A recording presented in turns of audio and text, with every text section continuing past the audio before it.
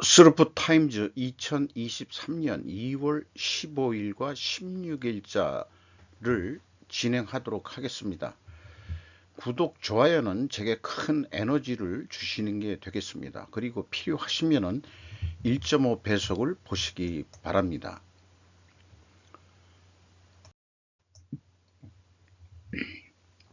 엔진벽 못 깨는 한국형 전투기 수출의 발목 지적. 조선비즈 정재환 기자의 보도 내용입니다. 엔진 부품 국산화 정도 40% 수준, 개발 끝나도 미 허가 받아야 수출, 이렇게 얘기를 하고 있습니다. KF-21에 탑재되는 그 엔진은 하나 에어로스페이스에서 G사와의 제휴를 통해 라이선스 방식으로 생산하는 것도 소개를 하고 있습니다. 그리고 그동안에 그 전투기의 그 국내 기술로 그 개발된 다수의 장비가 있는데 그것을 소개한 내용은 그 능동형 위상 배열 레이더라는 게 있고요. 하나 시스템에서 만들었고 LIG 넥스원에서 통합 전자전 체계 EW 슈트라고 이렇게 이름이 붙여져 있네요. 그런데 이런 뉴스를 보면서 느끼는 것은 미국이 수출의 발목을 잡는다 이런 식으로 얘기했는데 말하자면 기술 정보 때문에 그렇겠죠. KAI 한국항공우주의 FA50 경정투기도 G사의 F404-102 엔진을 탑재하고 있다는데 이것은 이집트에 수출이 됐습니다. 그렇다면 미국의 승인이 있었는지 여부는 왜 취재를 하지 않느냐? 라이센스 계약이 뭐 있었던 거냐? 이런 부분도 취재를 해야 되지 않을까 생각하고요. 그리고 최근 뉴스에 나온 일본이 왜 6세대 전투기를 유럽과 공동 개발하는지 취재에 비교하는 그런 보도 자세가 좀 필요하다, 아쉽다 이렇게 말씀드리겠어요. 그런데 이런 내용이 있습니다. 그 미국의 허가를 받아야 하는 제약이 있다. 이 제약이라는 게 이제 저의 큰 관심사인데 그거에 대해서 제가 생각하는 견해를 말씀드리면은 전투기 수출을 위해 장애 N을 극복하는 중간 목적을 해결해야 한다라고 우선 결론적으로 말씀을 드리고요. 국산 전투기 수출에 미국의 승인은 제약이 아니다. 제약이라는 말을 그 함부로 쓸 일이 아니다. 전투기 엔진 국산화율 40%가 제약인 거지. 미국의 그 승인이 제약은 아닌 거다 이거예요. 그러니까 미국이 못된 짓을 한다는 뉘앙스를 비치는 그런 뉴스 같거든요. 그래서 이거를 장애라고 인식하면은 장애는 해결해야 할 목표 과제일 뿐인 거다 이런 얘기죠. 그래서 미국으로부터 기술을 이전받는 것도 거의 불가능하다고 하는데 항공기 엔진 시장은 미국 GE와 프렛 앤 휘트니 그 다음에 영국의 롤스로이스 등 상계사가 독과점하고 있다. 이들 국가는 해외 기술 이전을 막으면서 시장 지배력을 유지하고 있다라고도 소개를 하고 있습니다. 그러면은 미국의 승인이 장애라고 한다 그러면 그거 장애는 극복을 해야 되는 거거든요. 그래서 목적이 1차 목적이 KF-21 수출이라고 한다면은 두 번째 목적은 뭐냐 그러면은 그 미국의 승인을 받아내는 거죠. 이것을 그 장애가 있다 그러면은 미국과 윈윈할 빅딜할 제안을 못하는 것이 우리 측의 장애인 거지. 미국이 이 제약을 걸었다 이런 식의 보도 내용은 저희가 매우 의심스럽다 하겠습니다. 관련해서 이재명 씨에 대한 뉴스는 잘 제가 취급을 안 합니다만은 이재명은 장애를 제대로 인식하고 있는 것 같다. 제가 그 제목을 붙인 겁니다. 개딸이라는 용어가 내가 처음 그게 무슨 용어인지 몰랐는데 개혁의 딸이라는 준말이라는데 뭘 개혁하는 딸들인지 모르겠습니다만은 내부 총질 경계, 내년 총선 단일대우 강조, 공천평가 기준 바꾸지 말 것. 이렇게 이재명 그 더불당 그 대표가 얘기를 했더는데 여기에서 이런 그 표현이 있습니다. 상대 국민의 이미 작전은 이미 명확하다. 잘할 생각보다는 지배하기로 작정했고 장애가 되는 것은 없앤다. 이게 기본 작전이면서 우리 작전도 그래서 분명하다. 단합과 대화 유지가 그러니까 단결해야 된다. 분열되지 말고 뭐 그런 얘기는 더불당의 입장에서는 해볼 수 있는 얘기인데 이 장애라는 것은 극복해야 될 것이다 이런 얘기죠. 해결해야 될 과제다. 물론 제약도 해결을 해야 되는 겁니다만은 그 제약이라고는 생각을 안 하는 거죠. 그 국민의 힘의 그 어떤 지금 하는 그 방법들이 이렇게 그 이재명 씨는 그 장애에 대해서는 제대로 인식하고 있는 것 같다. 그런 뉴스를 보면서 그 권력을 잡았을 때 지배는 법의 한계 내에서 행사할 수 있는 것 아닌가 이런 또 생각을 해 봅니다. 속된 말로 미쳤다고 권력을 잡냐 이런 얘기죠. 권력을 잡았을 때 법의 테두리 안에서 하고 싶은 일들을 해야 되는 거 아니겠느냐. 이 사익을 빼고 말이죠. 그렇게 생각을 합니다. 미중 IRA 우회 제휴 뒤통수 맞은 K 배터리 동아일보 뉴욕 김현수 특파원인데 이것도 뒤통수 맞은 배터리라면 미국이 배반을 때렸다. 이런 식의 뉘앙스를 풍기는 기사를 내고 있어요. 포드, KATL과 미의 배터리 공장 기술 제휴 방식 채택 같은 미 기업이다. 100%그 공장을 소유하고 있다니까 이제 그 배터리 기술만 가져다가 만든다는 얘기죠. 중배제 위배 안 돼서 보조금은 받는다. 한 전기차 이어 배터리 타격 우려. 미국 위 자동차 포드가 세계 1위 중국 배터리 사 KATL과 손잡고 35억 달러를 들여 배터리 공장을 짓는다 이런 얘기예요. 그래서 이런 얘기가 있습니다. 그 2012년 4월 15일자 그 중앙 썬데이 기사 제목인데 GM의 이익은 미국의 이익. 1인 1차 시대의 주역으로 그때 이제 이렇게 이제 얘기를 했다는 건데요. 53년 GM 사장이었던 찰리 윌슨의 한 명언이다. 1931년 미 포드를 제치고 세계 1위에 오른 뒤 2007년까지 판매 대수 부동의 1위였다. 그게 뭐 엔진 개발도 자체적으로 해가지고 1위 자리를 정복을 했다 이거죠. 이거를 지금 와서 얘기한다 그러면 포드의 이익은 미국의 이익이다. 이렇게 말해도 성립이 되는 것입니다. 한국 언론이 이젠 제발 선동적이고 감정적인 기사 제목을 자제해야 된다라고 생각을 합니다. 뒤통수란 배신을 의미하기에 그렇습니다. 미국이 기업과 국가의 이익을 위해 그렇게 했다면 한국은 기업과 국가의 이익을 위해 무엇을 해야 하는가를 생각해야 하지 않겠는가. 그래서 생존이 우선순위 테마라고 제시하는 것이다. 저는 그렇게 좀 언급을 하고 싶네요. 미국 애들이 그렇게 하겠다는데 그럼 어떻게 그게 한국 배터리를 뒤통수 친 거냐.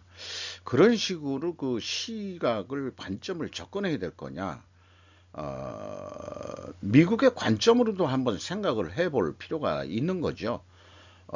중국 애들이 이제 말을 고분고분 잘 듣는다 이런 생각도 좀 해봐야 되는 거고 그렇게 해가지고 그 또 중국에다가 또 이 전기차를 팔아먹을 수 있는 그런 기회를 가지려고 하는 걸지도 모르죠. 테슬라가 뭐 상하이 공장을 가지고 있습니다만은 중국 수요라는 게 나중에 무시 못할 시장은 시장이니까 물론 인도도 그렇습니다만은 전 국민에게 매달 10만 원을 배포해서는 빈곤의 문제는 해결되지 않는다. 사이토 고헤이가 베이직 인컴의 의문을 갖는 이유. 기초소득이라고 요즘 기본소득이라고 그 우리나라에서 번역을 하고 있죠. 사회주의 사는 이대로 좋은 것? 도쿄대학 그 사이토 고헤이 준 교수는 정체된 사회를 바꾸기 위해서 기본소득이나 MMT 현대 화폐라고 그렇게 되어 있습니다. 등 기법이 화제에 오르지만 톱다운형의 발상에 문제가 있다 이렇게 얘기를 했고요. 마르크스는 그런 발상을 법학 환상으로 비판했다. 이 탑다운 방식을 제로의 자본론이라고 얘기를 거기에서 그렇게 얘기를 했다는 거죠. 어, 자본에 의한 위협, 자본의 파업, 이런 것도 염려가 된다. 왜냐? 전부 다 이 법인세라든가 이런 거를 걷어가지고 국민들한테 기본소득을 준다는 거니까, 자본가들이 파업을 하면은 그걸 이길 수 있겠느냐? 뭐 이런 얘기죠. 그래서 기본소득을 도입해도 근본적인 문제는 해결이 안 된다. 이렇게 얘기를 하고 있고, 피케티도 그 프랑스 그 학자지만 한참 유행을 했었죠. 근데 이론에 오류가 있다고 발견이 됐죠. 그 피케티도 재분배를 내걸고 있는데, 대규모 선심성 정책은 국민을 위한 것이라고 이제 의문 부호를 붙이고 있습니다. 어, 그 현대 화폐 이론에서 얘기하는 것은 고용보장 프로그램과 세트로 생활을 보장한다, 뭐 이렇게 되어 있는데, 아래로의 부터의 개혁 발상이 없다. 그러면 아래로부터의 개혁이라는 게 도대체 뭔지 잘 모르겠어요. 그래서 이 자본론의 마르크스는 노동시간 단축을 더 중시했고, 기능훈련의 역점을 마르크스는 자본론에서 오히려 그렇게 얘기를 하고 있다. 인간이라는 게 그냥 공짜로 돈 받으면은 그게 뭔가 말하자면 어떤 성취감을 못 느낀다. 이런 부분도 있는 거죠. 그래서 이런 혁명의 책인데도 중시되는 것은 자본주의 내 연합에 의한 개량인 것이다. 이렇게 표현을 하고 있습니다. 어, 연관해서 계속해서 얘기를 하면은, 시급을 올리는 것에도 물론 의미는 있지만 노동자들은 더 일해서 돈을 손에 넣으려는 욕구에서 해방되지 않는다. 그러니까 기본소득을 주더라도 더 돈 벌라고 더 노력을 한다, 이런 얘기죠. 오히려 더욱더 화폐에 의존하게 된다. 욕망은 무한하기 때문에 그렇다. 그래서 아래로부터의 혁명, 보텀업 혁명이라고 한다 그러면은, 여가의 질을 바꿈으로써 사회는 풍요롭다는 식으로 결론을 유도해 가고 있는데, 좀 쉽지 않은 얘기를 하고 있네요. 그리고 하마 노리코라고 일본 경제학자인데, 실물 인플레이션 더하기 지금 임금 디플레이션이 일본을 지금 상황이라고 진단을 하고 있고, 너무 약한 노동 파워 때문에 그렇다, 이렇게 또 얘기를 하고 있어요. 그러면은 한국처럼 강성 노조가 필요하다는 얘기인지, 그 의미하는 바를 모르겠습니다. 이건 읽어볼 필요가 있겠어요. 영국병 출현한 것은 비효율과 낮은 생산성과 너무 강한 노동조합의 존재였다. 영국이 이미 말하자면 사회당이 집권을 하면서 많은 기업들을 국영화했고, 또 노동조합이 강해졌는데, 그 결과는 비효율과 낮은 생산성으로, 그 결과 영국은 비참하게 말하자면 국력이 떨어졌다. 이런 얘기를 하고 있습니다. 수출은 줄고 수입이 늘고 대외 수지가 적자화됐었다. 이거를 이제 그 이, 여인 강인한 여인 수상이 다시 집권하면서 영국을 좀 바꾸는 거로 했죠. 국영 기업들을 많이 민영화하는 거로도 하고 뭐 그랬다는 게 기억이 나고 있습니다. 노동력을 약화시키는 것은 무엇인가? 그것은 분단이며 고립이다. 일하는 사람들은 자칫 외톨이가 되기 십상이다. 노조 간부들이 노동 귀족하고 어깨에 바람을 끊는 것도 문제다. 그러니까 어깨에 힘만 주고 노동 귀족화됐다는 것도 일본 경제학자도 이렇게 얘기를 하고 있습니다. 하지만 고독한 노동자만큼 슬픈 약한 존재는 없다. 일본병에서 탈피하려면 일하는 사람들의 새로운 통일에서의 길이 열릴 필요가 있다.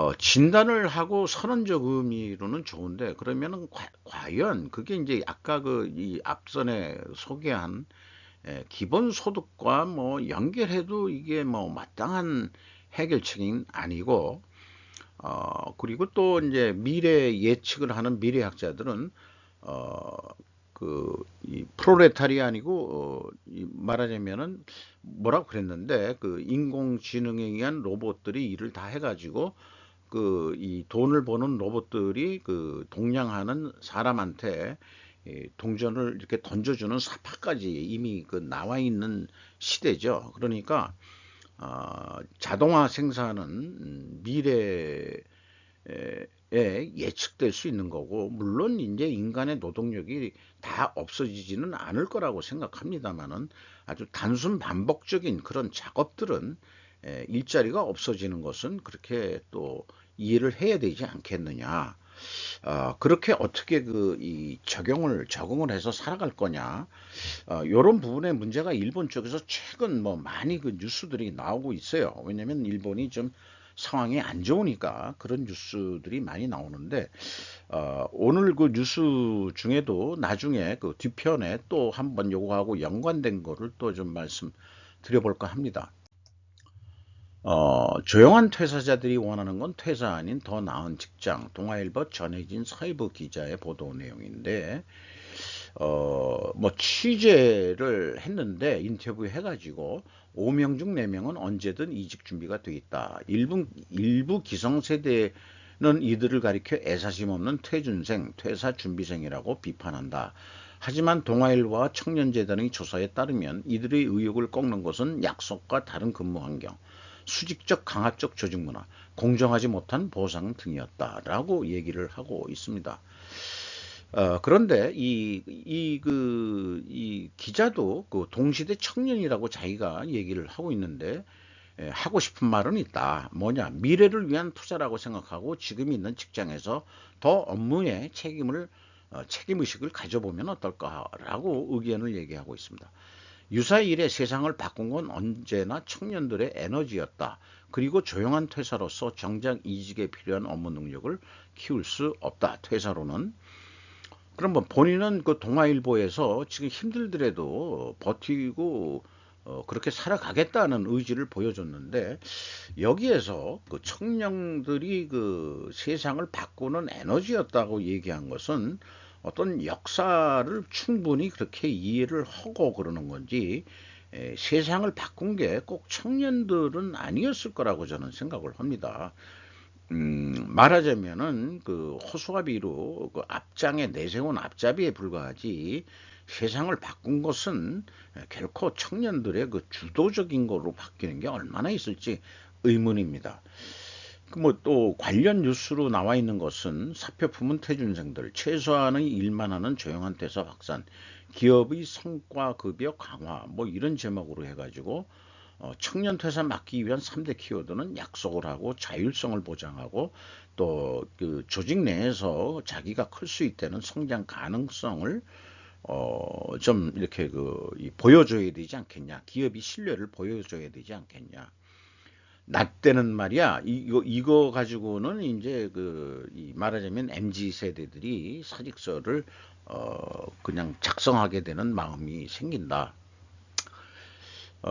저도 그 조직 생활을 그 30년 정도 한 사람으로서 뭐라고 얘기할 수 있을지는 모르겠지만은,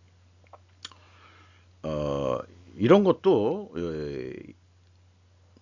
그 자식들을 한두 명뿐이 안 나고, 또 중국도 마찬가지겠지만은 젊은 세대들이 많이 돈을 투자해서 귀공녀처럼 컸다 이 말이죠. 그런 사람들이 그 높은 그 학력을 가지고 지금 나 때는 이렇게 얘기하는 직장에서 버티기 어려울 겁니다. 그러니까 이 세대가 변했고 자라온 환경이 틀리기 때문에 그거에 맞는 어떤 그 조직 문화를 만들 필요가 있겠죠. 그래서 저는 그것도 변하지 않는 것은, 청년들이여 생존하기 위해서 당신들이 무엇을 할 것인지 다시 한번 곰곰이 생각을 해봐라. 이 생존이라는 것은 늦게까지, 수명이 다할 때까지 어떻게 생존해 가야 될 거냐, 이런 문제를 좀 더 고민 좀 해야 되지 않겠느냐. 뭐 일자리 없어가지고 그 노는 실업자들도 많은 상황에 말이죠. 좀 어려운 얘기네요. 현대모비스 3년간 최대 10조 원 투자, 모빌리티 플랫폼 공급자 전환 가속. 현대모비스가 그 모빌리티니까 뭐 이거를 전체 말하자면 자동차만이 아니고 탈 것에 대한 종합적인 그 플랫폼 공급자로 거듭나겠다. 그래서 전동화, 소프트웨어, 자율주행 등 투자 집중, 경쟁력 확보를 위한 선제적 투자, 경기 리스크 대응형 현금 5조 원 확보하고 배당 성향도 20 내지 30% 내에서 탄력적으로 운영을 하겠다. 매우 높은 거죠. 배당 성향이 이렇다면은 이거와 맞물려서 결국은 어떤 그 자동화 내지는 전동화 그다음에 뭐 AI 로봇화 뭐 이런 여러 가지들이 많이 들어가겠습니다만은 코리아 웨이브라고 그 한국군 첨단 과학기술 도입을 위한 법 정비를 가속하고 있다는 것도 소개를 하고 있습니다. 윤석열 정부의 국방개혁안 국방혁신 4.0에 보조를 맞춘 것이다 이렇게 얘기하는데 민간 기업들이 이렇게 변해가는 상황에서 군도 같이 이렇게 그 민관이 국방도 이렇게 말하자면은 현대화, 미래화 쪽으로 인공지능이 들어간 이런 식으로 무기화도 계속 발전이 돼야 되는 거로 비교가 좀 됩니다. 같이 가야죠, 같이 가야죠. K 습식 K푸드의 약점, 뭐 언제 슬픈 뉴스에도 약간 다뤘던 건데, 요건 제 수필 에세이라고 생각하시면 되겠습니다. 그냥 요거 다 읽어볼게요. 10년 이상 설거지를 해본 경험에서 느끼는 겁니다. 개인적으로 국물 있는 음식을 좋아한다. 예를 들면 설렁탕, 순댓국 등이다. 음식을 남기면 음식 쓰레기 문제가 발생한다. 서양 음식을 건식이라고 간주한다면 상대적으로 음식물 쓰레기 발생량이 적다. 문제는 가정에서 김치찌개를 끓일 경우라고 가정했을 때 양을 조절하는데 대부분의 우리 가정주부들은 실패합니다. 어느 정도 일정량이 되어야 맛을 낼 수 있다는 논리와 함께 말이죠. 국가적 정수 처리 문제도 있습니다. 남긴 걸 버릴 때 그 국물에 짠 거, 이런 것들이 건조 처리기에 있다고 그러지만은 그것도 선전하는 그 기업들이 있는데 집에다가 그거 설치한다고 과연 그게 수명이 오래 가겠느냐. 우리나라 음식이 시고 그다음에 짜고 뭐 이런 거에 국물 습식이 젖혀 국물은 따로 버린다 하더라도 음식이 그 습식으로 돼 있으니까 그걸 건조시켜 가지고 음식물 쓰레기를 건식 쓰레기를 만든다. 에너지 비용도 들어갈 거고 냄새도 고약할 거고 그 재질이 그런 그 내염이나든지 이런 거에 견딜 수 있는 거냐?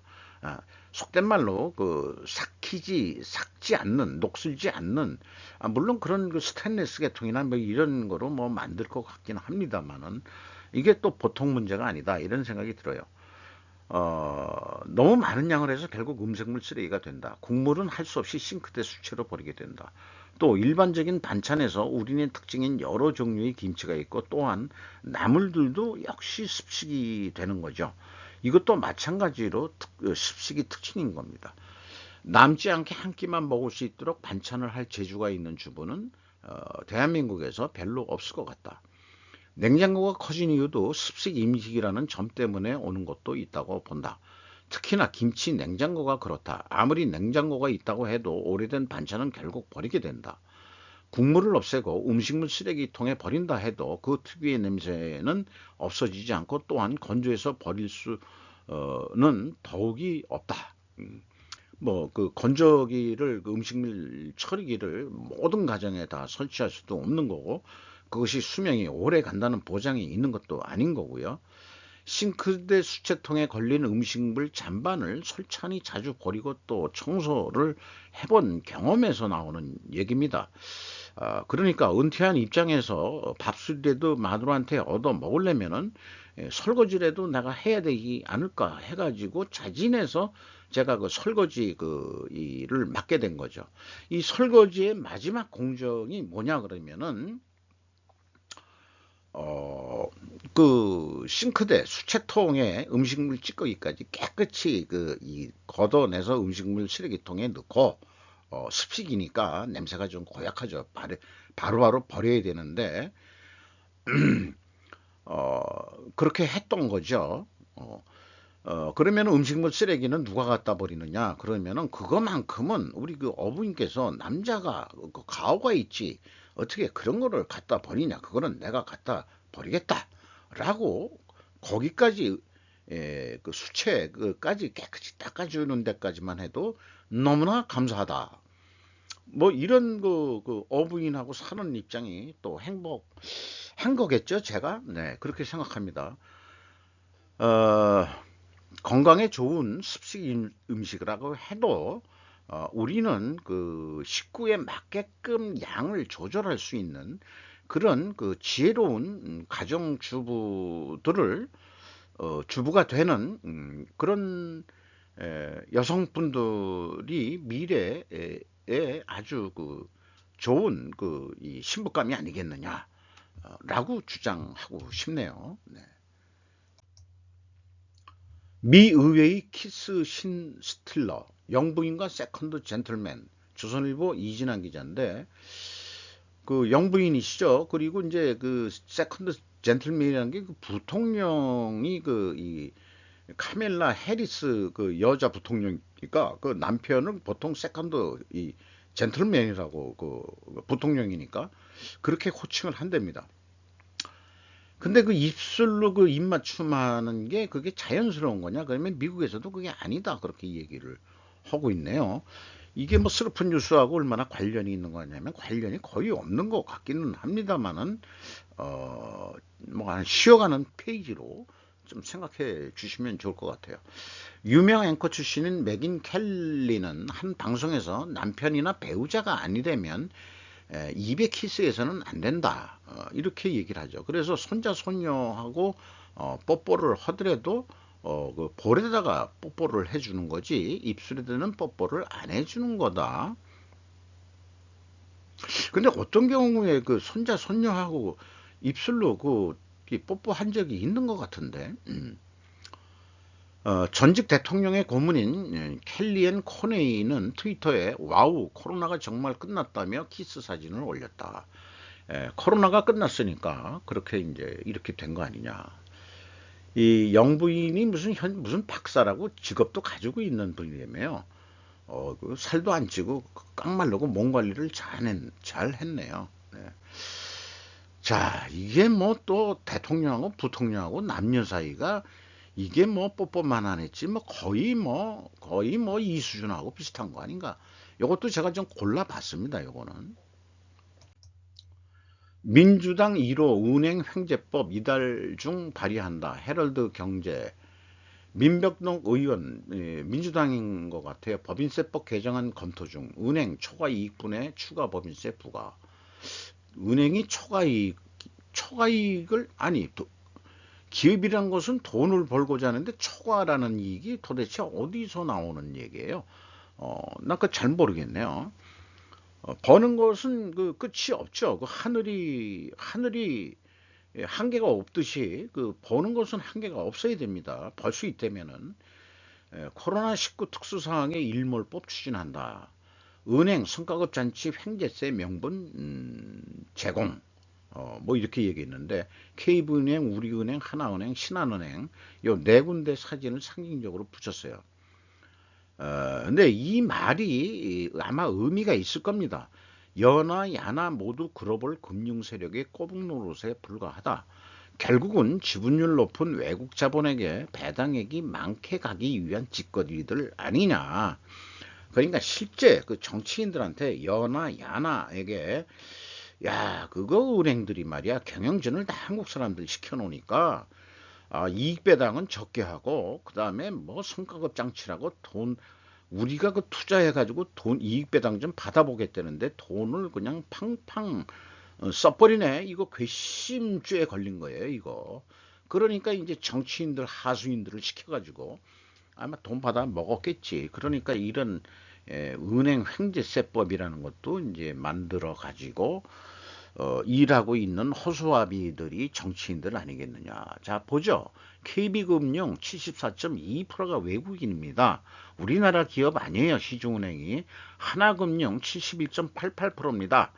2, 3년 전에는 한 50% 넘을 정도 있는데 이제 완전히 금융권은 외국 자본이라고 그러면 사실 영미 자본이 강하죠. 영미 자본이. 다른 유럽 자본보다도. 아니면 그냥 까놓고 얘기해서 미국 금융 자본이라고 얘기해도 됩니다. 그러니까 이렇게 많이 투자를 해놓고 한국이 정치가 불안하고 뭐 이런 거를 원하지 않게 되겠죠. 우리금융 40.69%, 신한금융은 이게 또 그 제일 교포들이 투자한 부분이 있어서 미국인만은 아닐 거라고 생각을 합니다. 그래서 요게 뭐 색깔을 좀 달리 했어요. 제가 그렇게 좀 생각이 들어가네요. 공군 제트기가 알래스카 근처에서 러시아 항공기를 요격하다. 풍선 뭐 그게 아니고 그 러시아 항공기를 요격했다고 이렇게 얘기가 나오네요. 이게 이 밀리터리 타임즈인데 미확인 물체를 뭐 그 격추시켰다 뭐 이런 얘기가 있는데 그게 뭔지는 잘 모르겠습니다만은 우리나라 그 소련 시절 때 대한항공 비행기가 그 격추돼서 동해에 이 말하자면은 그 추락을 해서 아무것도 못 건진 그런 우리나라 그 사건이 기억이 나는데 항로 이탈을 했다든가 막 그래가지고 소련이 이 말하자면 경고 없이 자기 영공내 들어온 그 뭔가 이 경로가 잘못됐는데 경고 없이 미사일을 쏴서 칼기가 폭파된 사건이 있었습니다. 그런 거하고 유사하지 않을까 또 이렇게 생각을 해 봅니다. 어, 네덜란드 F-35니까 이게 이제 사실은 이제 미국 비행기죠. 폴란드 인근에서 러시아 군용기 3대 격추했다. 또 네덜란드 국방부가 또 이렇게 발표한 것도 있습니다. 그리고 그 러시아 군용기가 알래스카 ADIG 상공에서 루틴 사고로 요격했다고 말한다. 이 루틴이라는 게 그 다녀야 될 길이 아닌 길로 간 모양이에요. 네, 그러니까는 바로 경고 없이 그냥 쏴서 격추시켰다. 뭐 이런 얘기 같습니다. 러시아 쪽 뉴스들이 뭐 나온 얘기는 찾을 수가 없었네요. 중국은 극초음속 무기를 파괴적으로 두 번 만드는 법을 배웠다. 샤사 브로도스키 포퓰러 뭐 메카닉이라는 매체의 그 보도 내용인데요. 중국 과학자들은 초음속 무기의 작동 범위를 크게 늘렸다. 과학자들은 79%의 연비를 가진 극초음속 엔진을 만들었다. 중국은 자국의 극초음속 미사일이 미국 항공모함을 파괴할 수 있다고 말했다. 항공모함 그렇게 많다고 자랑들 하지 마라. 우리들은 항공모함을 침몰시킬 수 있는 그런 초음속 미사일을 개발하고 있다라는 것을 얘기하고 있습니다. 근데 그 국방장관인 폼페오 전 국방장관이 바이든 중국 스파이 기구로 엄청난 실수했다 이런 발언을 했다는 뉴스가 있네요. 뭐 단독으로 또 더 힐이나 내서 마이크 폼페오 바이든은 스파이 풍선 대응으로 글로벌 수치를 초래했다. 이런 식으로 좀 대응한 게 뭔가 좀 쪽팔리는 그런 거다라고 폼페오 전 국무장관이 얘기했다고 그러네요. 무슨 의미가 있는 얘기 같기도 합니다만은 입장을 좀 달리하니까 그런 것 같습니다.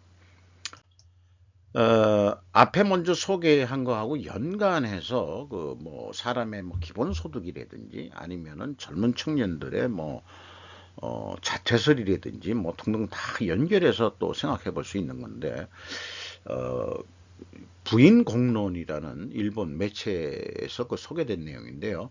우찌다 다쭈루 인구 감소의 일본의 선택은 지방 이산 수밖에 없다. 그렇게까지 자본주의의 연명을 도모하지 않으면 안 되는가. 지방 이산 시나리오가 있다고 그러고 그다음에 도시 집중 시나리오가 있는데 아마 미래 세계는 도시국가화들 되지 않겠냐 이렇게들 많이 얘기하죠. 그래서 도시 집중 시나리오가 선택됐을 경우에는 도시에서 한 발 밖에 나오면 거기에는 이제 생활할 수 없게 자연의 복원력으로 그렇게 될 것이다. 그러나 이제 물류를 위한 간선도로나 철도만은 다니고 있겠지만 일반 도로에는 이미 관리 비용을 안 들이니까 다리는 떨어진 채 터널은 무너진 채로 그렇게 방치될 확률이 높다. 미래 세계에는. 야생의 번식력이 사람이 살지 않게 된 뒤에 땅이 얼마나 빠르게 야생으로 뒤엎고 재어불능이 되는지 충분한 지식을 갖고 있다고는 생각하지 않습니다. 그 제가 역사의 연구라고 토인비 옹의 그 역사 연구책을 이해를 못하면서도 과거 이 청년 시절 때 그 비싼 책을 사가지고 읽어본 적이 있는데 토인부 옹도 그렇게 얘기를 했습니다. 자원의 복원력이라고 거기선 그렇게 얘기한 것 같은데 야생의 번식력이라고 얘기하던 저건 사람이 안 돌보는 곳은 나중에 도로조차도 찾아보기 힘들게 말하자면은 식물들이 다 점령하게 될 것이다 이렇게 얘기를 하고 있어요. 그래서 이 우치다 다쭈르라는 사람이 뭐 이런 계통의 뭐 전문가인지 모르겠습니다만은 지금부터 세상은 격변하고 갑니다. 이제 옛날의 성공 체험은 별로 참고가 되지 않아요. 그러니까 노땅들은 필요 없다. 삶의 질이라는 게 지금 맥히지가 않는 세상이다. 라고 정치에서도 그렇고 그렇게 느껴집니다. 자신의 직감과 상상력을 구사하고 이제 세계는 어떻게 되는가 그것을 확실히 보며 자신의 살 길을 찾으세요.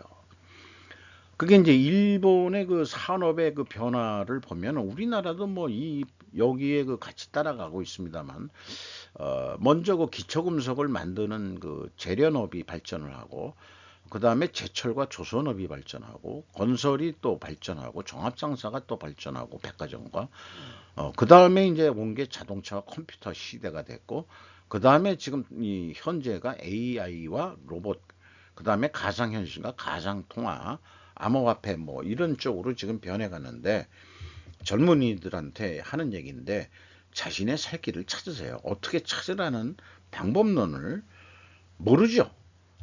그 상황이 그렇다. 그런 얘기인데 명쾌한 해답이 있는 거기는 어렵지만은 이게 작은 문제다 하는 거에 인식하는 거. 그러면은 다 같이 고민을 해보자. 각자가. 그래서 요즘 많이들 얘기하는데 각자 도생이라는 얘기들이 많이 나오고 있습니다. 이분이 쓴 책 중에 하나는 너희들을 위한 자유론, 게릴라적 배움의 추천이라고 했습니다. 그 제목을 보더라도 뭔가 의미가 있습니다. 그냥 게릴라라는 것은 정규전이나 이런 방식이 아니고 살기 위해서 생존을 위해서 너희들을 위한 자유론이라는 것은 게릴라 전법 같은 식으로 살지 아니하면 안 되는 거 아니냐는 그런 제목인 것 같아요. 그렇게 뭐 그냥 이게 뭐 너무 선단적이고 예단적인 의견인지 모르겠습니다만은 그런 느낌이 들어오네요. 2022년 국방백서 윤정부 첫 국방백서 북한군은 적 6년 만에 부활했다. 북 대남 전략과 지속적인 핵 전력 고도화 등 고려해서 표현했다. 일 역사의 왜곡 엄중 대처한다. 안보 현안 미래지향적 협력을 한다. 국방백서에도 윤석열 정부의 첫 국방백서에서 북한 정권과 북한군을 적으로 규정했다. 아, 북한 정권과 북한군이라고 그랬어요. 그러니까 북한 주민은 아닙니다.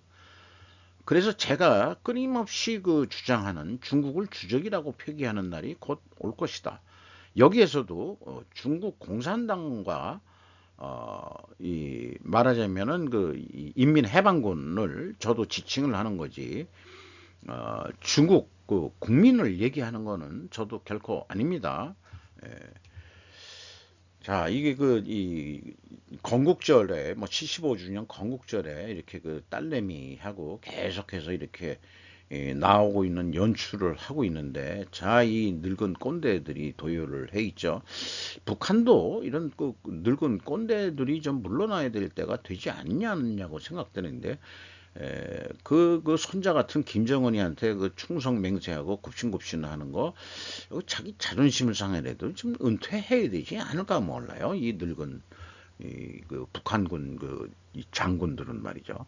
가슴에는 뭐 이렇게 뭘 훈장을 많이 달았는지 참 독특합니다. 무거워서 어떻게 뭐 그렇게 별로 무겁진 않겠지만은, 이게 그 옛날에 김일성이 흉내를 내서 중절모를 쓰고 뉴멕시코 연방연구소에서 핵탄두 개발 추진한다. 아드리안 헤든 칼스베드 전류 아구루스라는 요런 무슨 매치가 있는 모양이에요. 로스 엘러모스 프로젝트는 말하자면은 그 지난 1월에 그 추진이 됐다. 국가 원자력 보안국이라고 되어 있는데, LANL이라는 어떤 또 그런 게 있는 겁니다. 이게 로스 엘러모스 프로젝트의 약자인 것 같기도 하고요. 이 작업은 1989년 로키 프레스 플랜트의 폐쇄로 중단되었던 미국의 탄도 생산 능력을 재정립할 것이다. 뭐 예산 승인이 뭐 패스가 됐다. 뭐 이런 얘기가 있고, 2022년 12월 NNSA가 GAO에 보낸 서한에서 동청은 사무국의 조사 결과에 동의하고 2022년 9월까지 25년 9월까지 LANL과 SRS, 이게 뭐의 약자인지 잘 모르겠습니다만은, 양쪽의 운영에 관한 완전한 라이프 사이클 코스트의 견적을 책정해서 가능한 한 일정을 계속 갱신할 계획이라고 말했다. 러시아가 뭐 핵 얘기 꺼내고 그러면은 그 실수하는 거죠. 미국이 가만히 있을 리가 없는 거죠. 그러니까 이게 뭐 로스 엘로모스 프로젝트에서 뭐 그런 말하자면 프로토늄을 만드는 그런 어떤 공장 배경인 것 같습니다. 이걸 많이 만들겠다. 여러 군데 뭐 이렇게 또 얘기를 하고 있습니다. 테크놀로지 대기업인 마이크로소프트 오퍼레이팅 시스템으로 시작해 현재도 그 시장을 지배. 음, 모슬리 풀이라는 그 매체인데요. 마이크로소프트는 시장 가치를 2조 달러로 끌어올렸고, 2013년에 10,000달러를 당신이 투자했다면 현재 11만 8천 달러의 가치가 있을 것이다. 지속적인 클라우드 성장으로 해서 이 클라우드 시장에 이게 뭐 아주레라고 발음해야 되나요? 이런 그 플랫폼을 해서 빌려주고 뭐 그러는 거, 컴퓨터 뭐 이런 것들을 클라우드 빌려주는 거죠. 네이버도 이런 사업을 하죠. 총 매출의 40%를 차지한다. 아마존의 AWS에 이어 세계 2위의 클라우드 플랫폼이다. 그리고 이제 마이크로소프트가 구글을 넘어서 검색에 넘어서 대화형 어, 이거를 말하자면 그 시장을 뛰어들었죠. 인공지능이 새로운 기회를 열 수 있을까? 그래서 월스트리트에서는 마이크로소프트가 오픈 AI와 수십억 달러를 들여 챗 GPT 기능을 일부 기존 제품에 통합한 덕분에 인공지능에 대한 관심이 높아지고 있다. 이 자료도 제가 파워포인트로 만들고 있는 건데요. 이게 또 그런 이 오피스 프로그램에 뭔가 이게 들어가면은, 조금 더 좀 어떻게 잘 될 것 같은, 그게 내용이 어떻게 되는 건지 잘 모르겠습니다만은, 알파벳의 구글의 검색왕으로 빙의 3%에 대해서 전 세계 검색의 93%를 지금 현재 구글이 차지하고 있지만은, 마이크로소프트의 챗 GPT AI가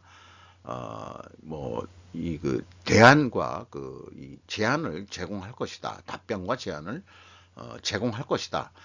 물어본 거 그냥 검색해만 쫙 나열해 주는 게 아니고 의견까지도 좀 이렇게 낼 것이다. 이렇게 얘기를 하고 있네요. 그래서 마이크로소프트 $10,000를 2013년에 했다면 10년이 지났는데 상황이 돈 잔치에 이렇게 됐을 것이다. 이렇게 얘기를 하고 있네요.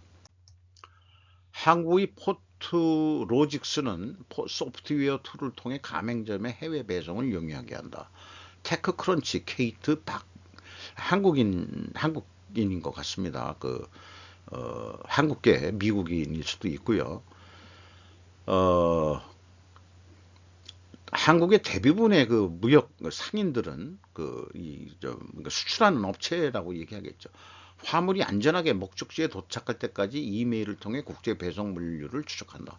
여기에는 배송업자에서 수입업자에 이르기까지 모든 행정 절차가 포함되며 물류, 세관, 요금 및 운송 계약이 포함되어 있다.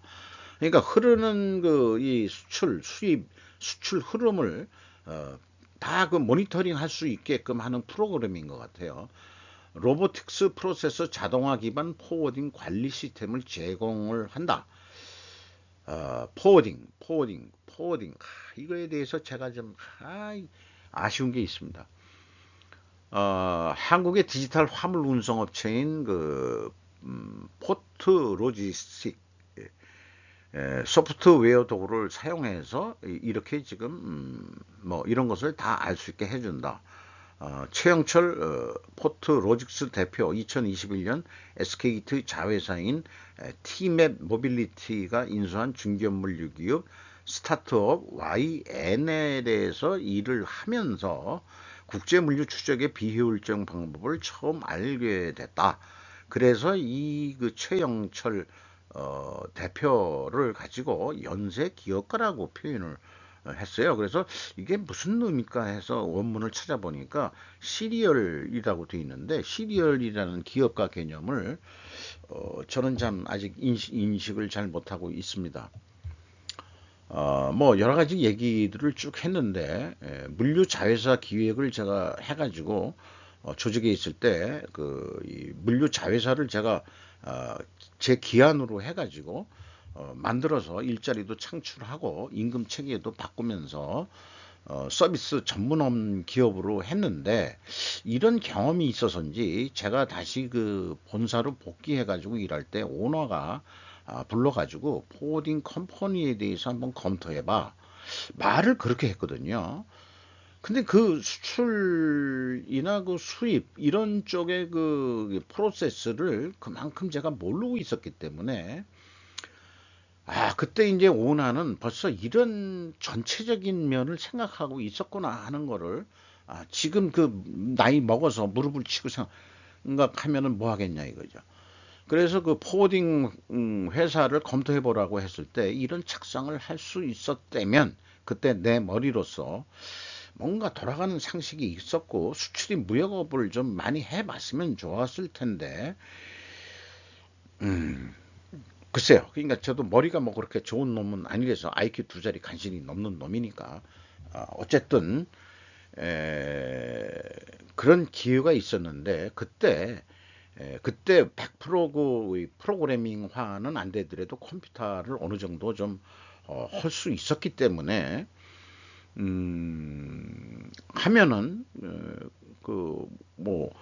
제가 있던 조직에서의 그 물류 수입부터 그다음에 수출까지 다 흐름을 모니터링하고 그거에 의해서 수익을 창출할 수 있는 그런 거라서 프로그램을 잘 만들었다면 또 딴 데다 팔아먹을 수 있게 여기처럼 그 포트 로직스처럼 그러니까 물류 회사를 만드는데 그 물류 회사의 위상을 올려서 또 하나의 그 서비스업까지 한다면은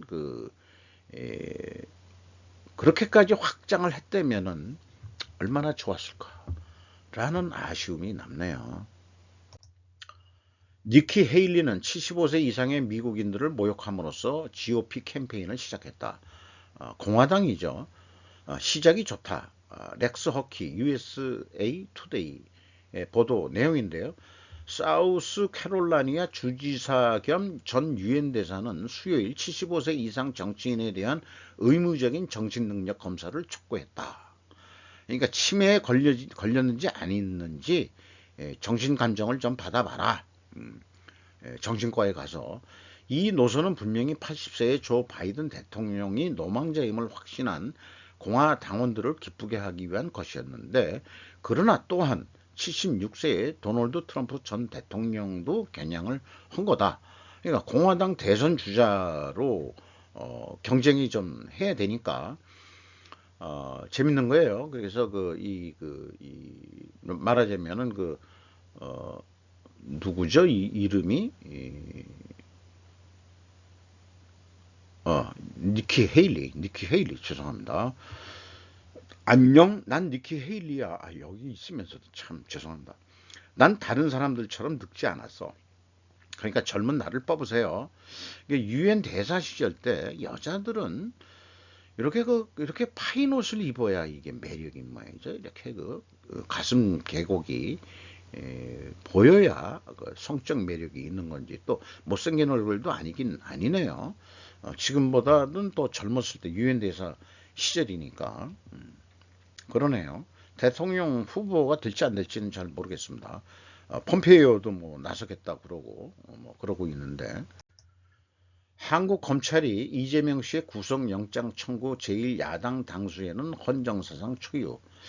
이게 연합뉴스의 일본판인데요. 자관 헌정사상 초유다.